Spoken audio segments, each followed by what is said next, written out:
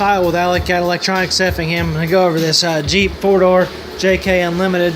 Some things I've done for the customer. Not necessarily stuff I typically do as a day-to-day deal, but customer had me install these, put the light bar on lights, light bar across the front, these around the, I don't know, some kind of funny eye, Venom eyes or something, flag behind that. Put the switches for the lights right here. Lighting stuff I do day to day. I just typically let the customer pick it up at eBay or whatever, because the stuff that I get at retail would be a lot higher. Mounted a subwoofer amp under here, Prime R500, nice little compact amp. Fits. You could put way bigger underneath that seat if you need to, but some Rockford punch tweets. Kept the budget down on the mid-ranges, just used some Crunch 6.5s, but the crossover points are, around 80 hertz, so those Crunch sound very, very good compared to the crappy factory that come in this.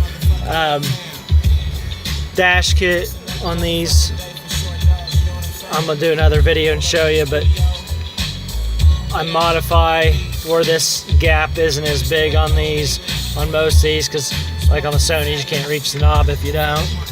Something I figured out on my own a couple months ago. Show you what I did here in the back. Well, he had me install this bottle opener, which I'm gonna try out here in a little bit. Gas cap door, installed that for him. Some of these things are 2-minute jobs, but this took a little bit of time. This is a kind of a mixture of a plastic and fiberglass enclosure. It actually started as an enclosure for a Ford Expedition Lincoln Navigator, probably like the 2008 to 13 or 14 generation. Not exactly sure. I'd have to look at the part number. I've got a couple dozen of these boxes I got from a guy. No woofer in them, but those things are usually about that much longer and probably that much more out the front, and they have all kinds of curves and stuff in them that make them fit behind the panel of the Navigator. But as you see, I trimmed it around the seat belt area, fiberglass that in to seal it up. Had to do a little bit of fill through here to correct some issue. Front, where I cut it down and everything, I fiberglassed all that across there. Put a little bit of fill across some of this to smooth it out, because it had all kinds of ribs and all kinds of goofy stuff in it. I think the amp may have originally mounted somewhere in here or something, but finished product.